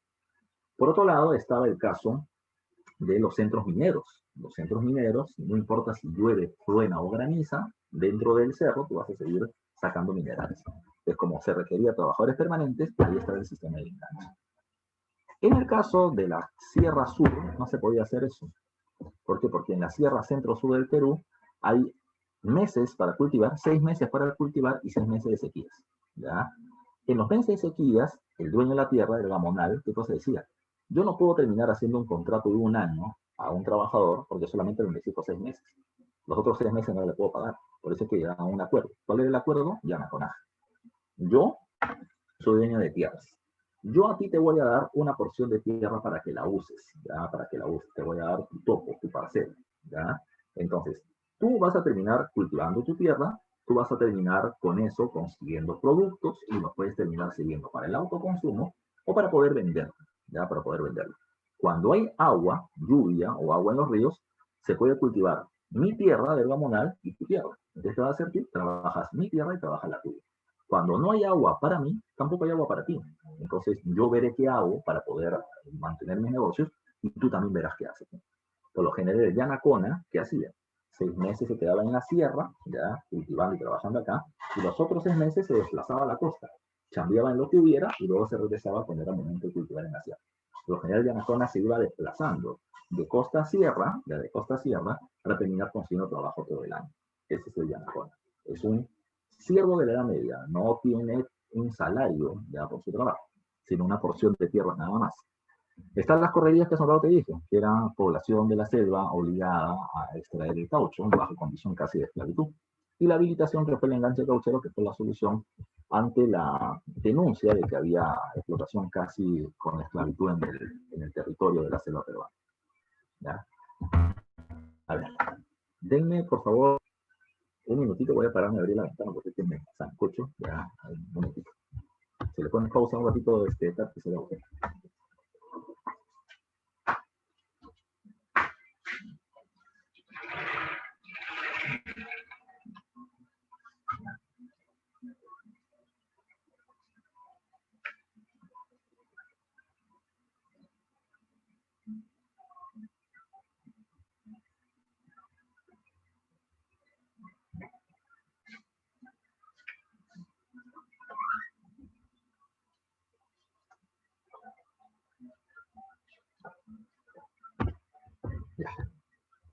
Ya regresé.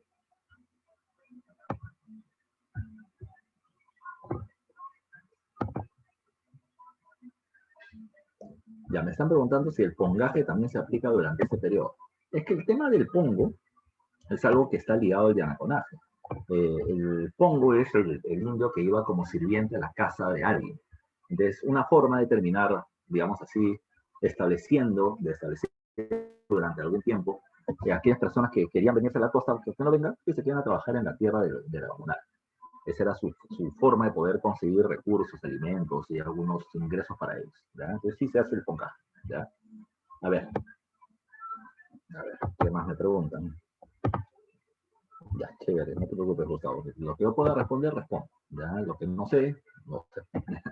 Pero algo sé de esos temas.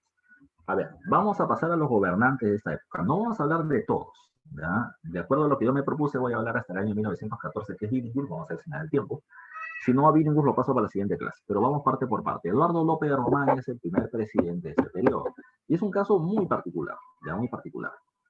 1899, acá el gobierno de Piérola tenía que apoyar a un miembro del Partido Civil para ser presidente, pero Piérola no quiso.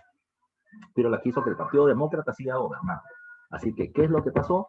El Partido Civil dijo, ya Piérola, yo te ayudo a ti, ¿cómo vas a terminar haciendo esa mala jugada? Entonces vamos a hacer lo siguiente. Vamos a nombrar a un candidato para la presidencia de la República que no sea ni del Partido Demócrata ni del Partido Civil. Así que escogieron ambos a Eduardo López de Romaña, ¿ya? Hacendado, varón del azúcar, hombre muy rico. ¿Ya? ¿Qué hizo él? Cuando él fue presidente, hizo algo que lo llaman los investigadores como la revolución silenciosa. ¿Qué era eso de la revolución silenciosa? Bueno, López de Romaña lo que hizo fue algo bien simple. López de Romaña encontró al Congreso y el Congreso tenía dos cámaras. Cámara de Senadores, en donde el Partido Demócrata de Piérola tenía la mayoría, y Cámara de Diputados, donde el Partido Civil tenía la mayoría. Se habían repartido hacia el Congreso. ¿Qué hizo López de Romaña? Bueno, lo que hizo es lo siguiente. Dijo, que en el Perú un congreso bicameral era demasiado lento, demasiado costoso e ineficiente. Por eso es que agarró el congreso bicameral y lo terminó convirtiendo en unicameral. Una sola cámara de congresistas. En esa cámara, ¿qué es lo que hace López Romaña? Saca al partido, saca a la Cámara de Senadores, saca al Partido Demócrata y el Partido Civil se queda como único partido en el Congreso. Desde López Romaña es que el Partido Civil asume la dirección del gobierno de Perú. Segundo dato. En su gobierno todavía quedan muchos límites. Bueno, el Perú tenía en general varios problemas limítrofes con otros países. Uno de ellos era con Bolivia y el firma el Tratado Osma-Villazón, con lo cual se terminaban reclamando territorios por Bolivia y ambos países establecen que Argentina termine siendo el árbitro que decida a quién le corresponden territorios. El Tratado Osma-Villazón fue relativamente ventajoso para el Perú. Por esa misma situación, Bolivia ya no quiso. Bolivia terminó dejando ese tratado en el aire. ¿Ya? Por otro lado, el gobierno de López Romaña va a terminar favoreciendo a los grandes empresarios. Uno de ellos termina siendo el Código de Minería. ¿En el Perú habían empresas mineras? Por supuesto que sí, pero eran empresas mineras pequeñas y medianas. La más importante empresa minera en el Perú se llamaba la empresa minera Bacus. No sé si ese nombre le suena. ¿A qué le suena Bacus? Ya en el Perú. Cuando tú dices Bacus, ¿a qué te suena? ¿Ya? ¿Con qué lo relacionas a Bacus en el Perú? Uno me responde, dos me responden. ¿Ya? ¿Ya? A Guaraná, ahí está. Esa es una buena respuesta, nadie, a Guaraná. ¿Ya? Pero en realidad Guaraná y cervezas, ¿no? La empresa Bacus era una empresa minera, y era seguramente la empresa minera más importante del Perú, aunque era todavía así de medio pelo nada más. Pero llega al Perú la empresa minera más importante de los Estados Unidos, ¿ya? Que vino acá con el nombre de la Cerro de Pasco Mining Company, ¿ya? Así que, ¿qué es lo que hizo ella? En la zona de la Sierra Central, compró todititas los centros mineros, pequeños y medianos. Y al final también compró la Bacus, y la Bacus con esa plata terminó siendo la industria cervecera, ¿ya? Ahora, lo que hace el gobierno peruano con el Código de Minería es legalizar el enganche, ¿ya? El enganche minero, para favorecer a esta empresa, para ofrecerle mano de obra muy barata y atraer esta inversión extranjera hacia el Perú. Por otro lado, está el Código de Aguas. ¿Qué es un código? Un código es un conjunto de leyes. Y cuando hablamos de las aguas, no estoy hablando de las aguas para tomar, estoy hablando del agua de riego, ¿ya? Con respecto al Código de Agua, se estableció lo siguiente. Eh, todas las aguas, o todas las aguas de riego en el Perú, le pertenecían al Estado peruano. Y el Estado peruano entregaba más agua a quien más tierra tenía. Pero es lógico que el que tiene más tierra necesita más agua. Sí, pero quienes tenían más tierras, los gamonales de la sierra y los hacendados de la costa, ¿ya? Entonces la ley estableció que a ellos se les daba más agua para sus tierras. ¿Y quién tenía menos tierras? Las comunidades indígenas, campesinas. A ellos se les daba menos agua. El problema es que se les daba tan poca agua, ya tan poca agua, que no era suficiente para el cultivo de sus terrenos. Tierras con menos aguas terminaban siendo menos cultivables y por lo tanto iban perdiendo valor, ¿ya? Como iban perdiendo valor, ¿qué pasó? Venía el hacendado de Gamonal y le decía, uy, mira, tu tierra antes valía como 100.000 soles, pero ahora están perdiendo productividad y están valiendo ahora como 70 y van a valer 50 y luego van a valer 30. Entonces, ¿qué es lo que hacían ellos? Les quitaban el agua para quitarle valor a las tierras y luego comprarlas, ¿ya? Pues ahora, por eso, pero ¿cómo lograban hacer eso? Simple. ¿Quién gobernaba el Perú? Los grandes hacendados comunales, la oligarquía. Y ellos hicieron leyes para favorecerse con el agua, para quitarle el agua a las comunidades y comprarle sus tierras. Otro, si no querías no le comprabas nada. Te contratabas unos cuantos bandoleros armados y le quitabas a la fuerza las tierras al campesino. Profesor, pero si le quitaban la tierra por la fuerza, no podías denunciarlo, denúncialo, ¿ya? No te preocupes.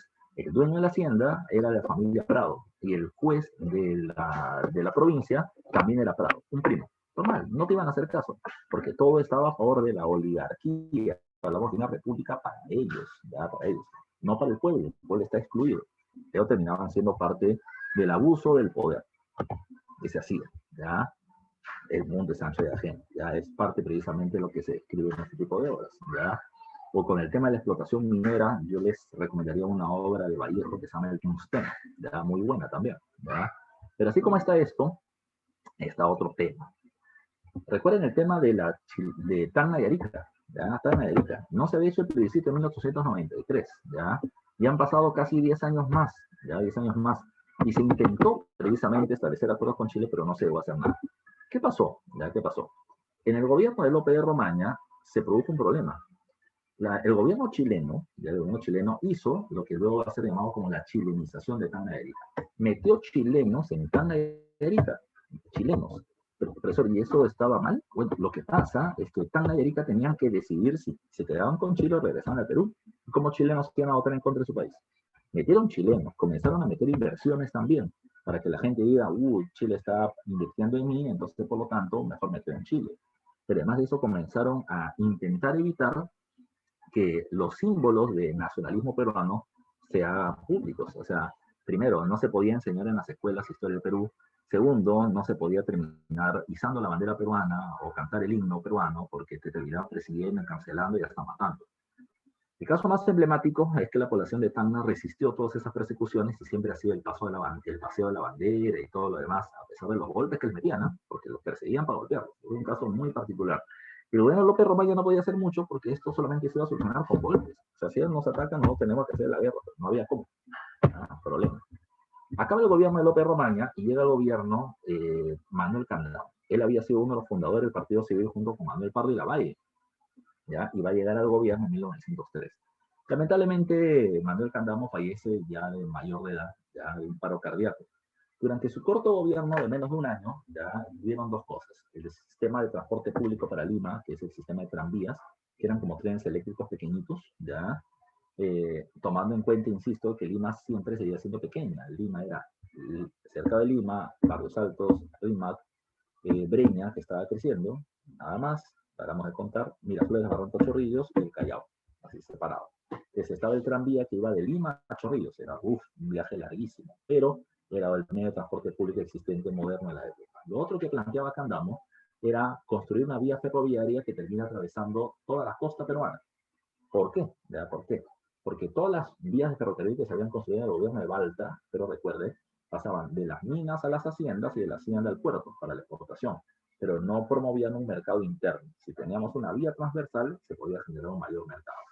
Interesante, pero muy costoso. Murió Candamo y la ley se quedó en el aire, no se llevó a la práctica. 1904, después de la muerte de Candamo, el Partido Civil va a tener una reorganización, ¿ya? Porque muchos de sus líderes eran viejos. Que se terminó escogiendo a líderes jóvenes y entre esos estaba José Pardo Ibarra. Mira, el candidato a ser presidente de la República, ya por el Partido Civil, era Augusto B. Leguía. Augusto B. Leguía era un hacendado del sur que había comprado una hacienda de cebollas en Arequipa, hizo mucha plata, entró al negocio de las ligas mayores en Lima, se terminó metiendo al Club Nacional, se casó con una de las hijas de familias importantes precisamente que se venía teniendo en Lima y terminó entrando digamos, a la élite limeña. Era un pata muy bien leído, con un gran carisma, muy convincente y convencedor con sus ideas. La gente lo quería mucho, muy carismático, ya muy carismático. Él era el candidato natural, empresario, con muy buenas finanzas, con mucha plata. Él era el llamado a ser el presidente del país. Pero en el Partido Civil pusieron como candidato a José Pardo Ibarra porque era hijo de Manuel Pardo Ibarra, fundador del partido. Y eso en el Perú vale mucho, ¿ya? Entonces, no quién eres, sino de quién eres, ¿ya? Recuerden, ¿no? Eso vale mucho en el Perú. No quién eres, sino de quién eres, ¿ya? De qué familia vienes, en qué colegio has estudiado, ¿ya? En qué universidad has estudiado. Eso tiene mucho peso en el Perú. Ahora, lo que eligieron a la ley es, mira, Pardo va a ser el candidato a la presidencia en el año 4, tú serás en el año 8. Aguanta tu momento. Estás ante Pardo, que dijo el fundador del partido. Ubícate. Y Leguía aceptó. ¿Ya? Pardo es el candidato a la presidencia de la República y gana las elecciones. El día que él está juramentando la presidencia del Perú el 28 de julio de 1904, Ecuador nos invade. ¿Por qué nos invadió Ecuador? Por lo que te dije. Ecuador consideraba que nosotros teníamos secuestrados sus territorios, así que nos invadió en Tumbes y en Maytas. Pero rápidamente el ejército peruano los terminó enfrentando y votando. Cuando los enfrentamos, Ecuador dijo, sí, pero yo te he invadido porque hay territorios que son nuestros y que ustedes lo tienen a fuerza. Así que no estoy de acuerdo con el frontera, vamos a hacer una negociación con ustedes por el tema fronterizo. El Perú, tontamente, acepta, porque cuando aceptó hacer esta negociación con el Ecuador, pues tenía que mostrar pruebas que los territorios eran nuestros y era todo un trabajo diplomático. Pero la cuestión estaba en que como le aceptamos a Ecuador, Brasil y Bolivia también dijeron, ¿sabes qué? Yo estoy en desacuerdo con estos temas fronterizos, entonces también quiero negociar con el Perú. Y Pardo tontamente acepta, porque una cosa es negociar con un país y otra cosa es negociar con tres. Si negociar con uno ya es difícil, con tres frentes de pelea eran muy complicados y nos va a jugar malos momentos a futuro. Segundo dato, el papá de José Pardo, Manuel, había establecido la educación primaria gratuita. Pero como no hubo plata, solamente financió el primer y segundo grado. Ahora, con José Pardo, sí se establece una educación primaria gratuita, una reforma del sistema educativo. La primaria es gratuita para varones y para mujeres. Segundo, se va a terminar estableciendo el reglamento del acceso de las mujeres a la universidad. No estoy diciendo que por primera vez las mujeres estudien, ¿eh? Mujeres ya habían estudiado varias, pero no sacaban su título, porque no estaba reglamentado el acceso de la mujer a la universidad. Muchas mujeres habían estudiado antes, ¿sabes por qué? Uno, porque sus padres venían teniendo un pensamiento moderno, o sea, que la mujer también podía estudiar, porque el padre tenía contactos para que la hija pueda terminar haciendo el examen de postulación a las universidades. Pero el problema era adentro. El problema es que adentro no las trataban como iguales. La mujer seguía siendo vista como inferior, ¿verdad? Y la mujer tenía que forzarse el triple para ingresar y el triple para terminar su carrera. Terminaba y no le daban su título. Eso recién se establece con José Pardo Ibarra. Título para las mujeres. Y como los obreros estaban creciendo en cantidad y venían reclamando más derechos, José Pardo estableció escuelas nocturnas. O sea, en los colegios donde en la mañana se les enseñan a los niños, en la noche se les enseñan a los adultos para que sepan leer, escribir o tengan una carrera técnica y puedan terminar teniendo un mejor salario. Por otro lado, se establece el primer gremio obrero. ¿Ya? El gremio obrero, conformado por los panaderos del centro de Lima, van a formar el gremio estrella del Perú. Y son los primeros en conmemorar el día 1 de mayo, ¿ya? Donde se conmemora el Día de los Trabajadores, ¿ya? Y son los primeros en terminar exigiendo las 8 horas de trabajo. A partir del nacimiento de este gremio nacen varios otros más, como el gremio Textil Vitarte y otros, ¿ya? Y otros. ¿Qué pasó? Ante el crecimiento de los gremios, ¿ya? Y las protestas obreras, que todavía no eran muy fuertes, pero ya estaban comenzando a hacerse, Pardo va a terminar entregándole a un abogado laboralista llamado Matías Manzanilla la tarea de establecer un proyecto de ley para el Congreso favorable a los obreros. El proyecto de ley se mandó al Congreso y el Congreso lo rechazó. ¿Por qué? ¿Por qué? Lo que pasa es que este proyecto de ley era demasiado favorable para los obreros.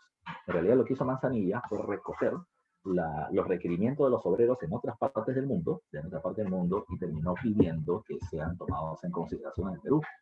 ¿Qué pidió él?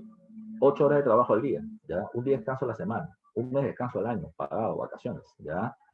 14 sueldos, ¿ya? 14 sueldos. Si eras mujer, un mes de descanso antes y 2 meses de descanso después de dar a luz, de dar a luz. Seguro social obrero, ley de accidente de trabajo, y un montón de cosas que los congresistas dijeron, no. Mis empresas o mis jefes que son empresarios se van a ver perjudicados con estas medidas y no lo aceptaron. Ya no lo aceptaron. Los obreros dijeron, bueno, no hemos ganado esos beneficios, pero si nos organizamos más, podemos meter más presión. Y eso fue lo que se hizo. Otra cuestión más, durante su gobierno, se va a terminar construyendo la cripta de los héroes en el cementerio Presbítero Maestro y la construcción de la Plaza Bolognesi. Lo que pasa es que, recuerden que acababa la guerra contra Chile, se le echó la culpa al Partido Civil de la derrota, ¿ya? Así que el Partido Civil como tal y Manuel Pardo, el padre del presidente, estaban con una imagen muy golpeada. Entonces lo que hizo Pardo es tener una buena relación con los militares. O sea, poner una plaza ligada al principal héroe militar de Perú, que es Bolognesi, y un lugar donde se puedan poner los restos reales y simbólicos de quienes habían fallecido en la guerra como héroes. Con eso se terminó, digamos así, ganando su confianza, ¿ya? Al final, ya vamos a ver si me alcanza el tiempo, vamos a terminar solamente con Leguía, ya bilingües ya lo vemos la siguiente semana. En el caso de Leguía, veamos lo siguiente. Leguía fue presidente del Perú en el año 1908. Durante su gobierno varias cosas sucedieron. Por ejemplo, aparece la Asociación Proindígena, una serie de profesores sanmarquinos, ¿eh? Pedro Zulen, Dora Mayer, que era una chica pituca que estaba loca por Pedro Zulen, que era medio negro, medio chino, ya rechazó por la familia, pero estaba muy inteligente y estaba muy enamorada de él. Y Joaquín Capello van a formar este grupo en donde denunciaban la explotación laboral del indio en las tierras de los gamonales en la sierra y de los trabajadores mineros también. Esta fue una de las primeras organizaciones intelectuales que estaban viendo el tema de la explotación obrera y que lo estaban denunciando públicamente, ¿ya?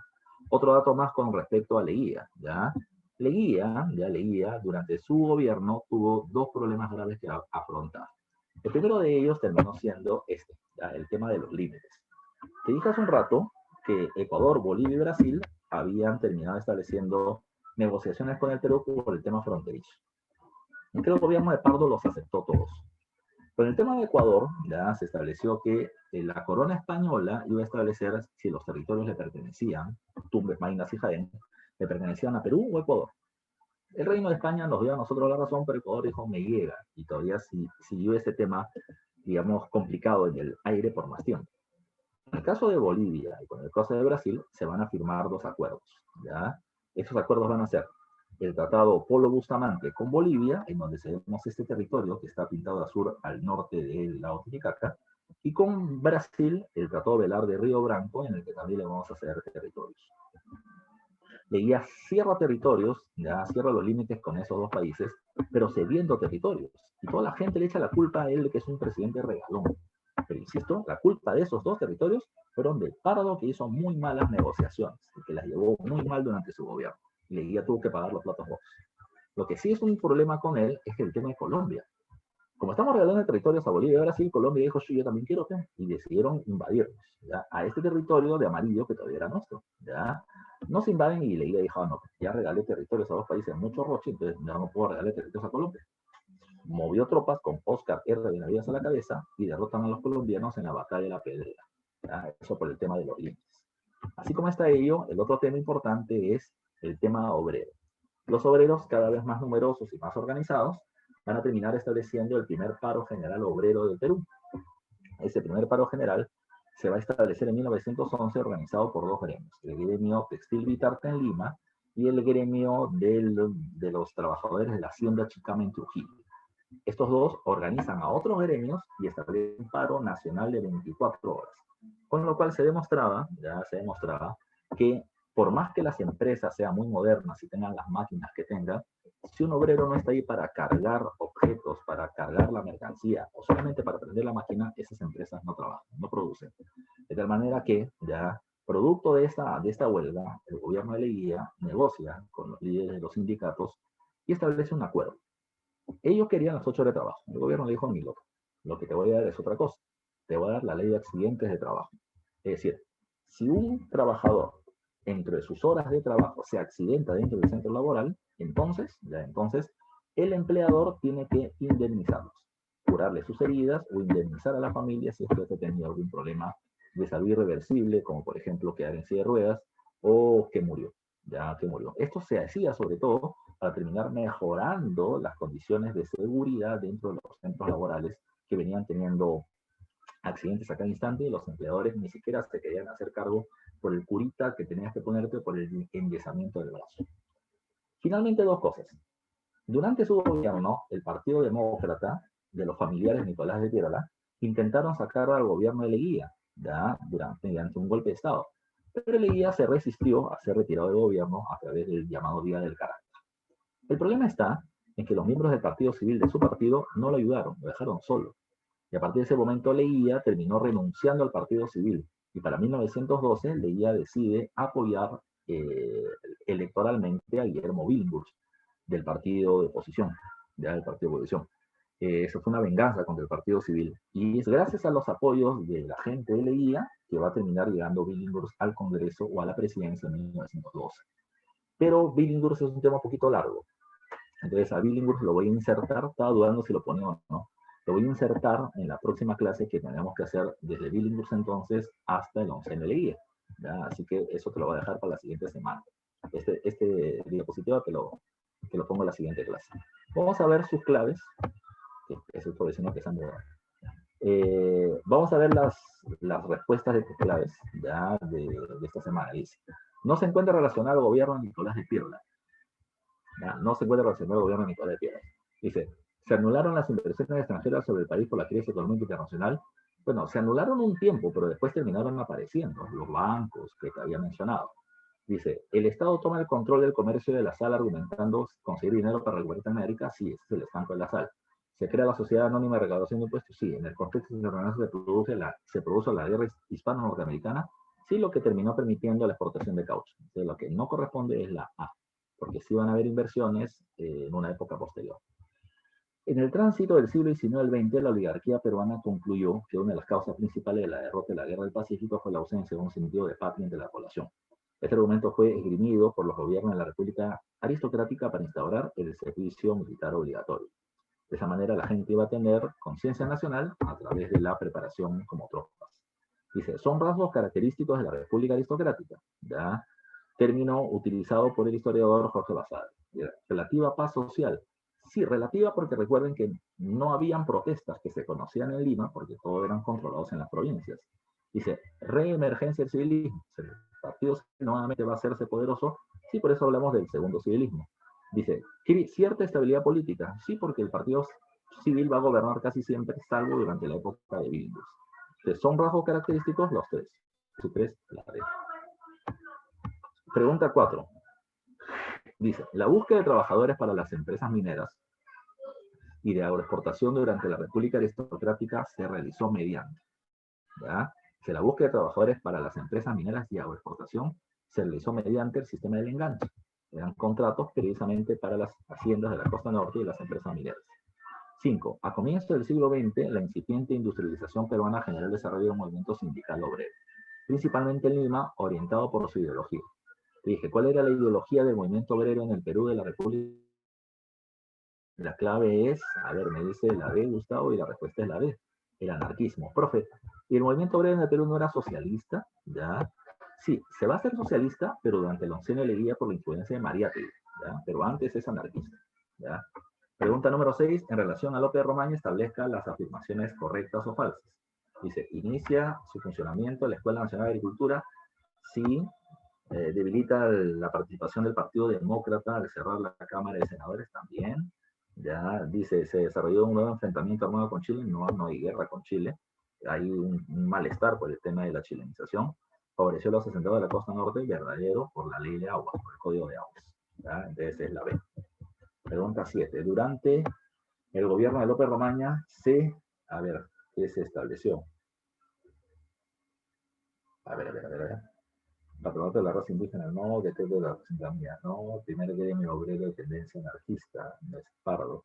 Ya legalizó el enganche a favor del acero de Pasco norteamericano. Dice, es por eso el Código de Minería que te había explicado. El Tratado de Osma Villazón, firmado con Bolivia, trata de limitar las fronteras, especialmente en la zona de la Amazonía. ¿Ya? Dicho tratado fue firmado durante el gobierno del presidente López de Romaña, el mismo que inició posteriormente el periodo histórico denominado República Aristocrática. La clave es la D. Pregunta 9. Dice, en 1903 llegó al gobierno uno de los fundadores originales del Partido Civil. Ya ese tiene es Manuel Candamo, que gobernó un poquito nada más. Dice, 10. No se vincula al primer gobierno de Prado, o sea, lo falso, del gobierno de Pardo. La Federación de Panaderos Estrella realizó los primeros reclamos laborales, sí, es el primer gremio que nace. ¿Se produce la primera huelga general? No, ya, eso es durante el gobierno de Leguía, su primer periodo presidencial. ¿Ya? 10 de bandera. 11. El ascenso al gobierno de Pardo en 1904 no fue muy bien recibido por el ejército, pues tras la guerra contra Chile se sindicó como uno de los culpables de la derrota a su padre por la reducción de la compra de armamentos. Ya siendo Pardo presidente, dio fondos a la construcción de monumentos simbólicos como la Plaza Bolognesi y la Cripta de los Héroes, además de la compra de buques de guerra y armamentos para el ejército, ante una posible guerra con Chile. Este tuvo como objetivo, o sea, ¿para qué hizo todo esto Pardo? Ya, hacer monumentos a los militares, comprar armamento, para ganarse una buena relación con ellos, ¿ya? Dice, frenar la movilización popular y sostenerse en el gobierno, no. Dice, ganar el apoyo de la fuerza militar en su gobierno es mejor. Desviar fondos para la compra de armas sobrevaluados, tampoco. Modernizar el desarrollo urbano, no. Más que eso era hacer todo esto para que los militares lo vean como un buen personaje y que se evite una mala relación con ellos. Pregunta número 12. Tras el paro general del año 11, ya se establece la Ley de Trabajo. Y dice, lo cual significaba que, dice, los empleadores pagaban un seguro para cada trabajador. Todavía no. Dice, solo se obligaba al empleador a poner en orden sus fábricas para evitar accidentes laborales. Eso era mejor, pero ¿qué más dice? El gobierno manipuló con tendencia fascista el movimiento obrero, no, los empleadores se veían obligados a indemnizar a los trabajadores afectados en los centros de trabajo. Esa es mejor que grave, la D. ¿Por qué no la C, profe? Si te había dicho que sí. Porque acá hay una palabra que es solo. ¿Ya? Dice, ¿solamente se obliga a los empleadores a poner orden en sus fábricas? No, no solamente a poner orden, sino a pagar si hay algún tipo de accidente. ¿Ya? Esa solo lo termina perjudicando. Pregunta 13. Después de ceder territorios a dos países por las malas negociaciones llevadas a cabo por el gobierno de Pardo, Leguía no podía perder más terrenos, por ello rápidamente movilizó tropas para frenar la invasión sobre su territorio. ¿De quién? La respuesta es para la 13, Colombia. Muy bien, Gustavo, esa es la clave. Pregunta 14, siendo bilingües, eso todavía te lo dejo, ¿ya? Estas dos preguntas las paso para el material de la siguiente clase, que vamos a hacer bilingües, o sea, terminamos la República Aristocrática y pasamos el oncenio de Leguía, porque el tiempo nos va, no hace rato, ¿ya? Katy, te los dejo a los muchachos sigan cuidándose en su casa, por favor, cuiden a la familia, no cometan errores para evitar más contacto, ¿ok? Gracias, profesor. Sí, ya salió publicada la tarea de Historia del Perú y nos vemos por la tarde con los chicos de repaso y los demás ya pueden revisar en el Classroom las grabaciones de álgebra, la tarea de álgebra y en un ratito subo la grabación de Historia del Perú. Cuídense mucho, nos vemos mañana temprano, hasta luego.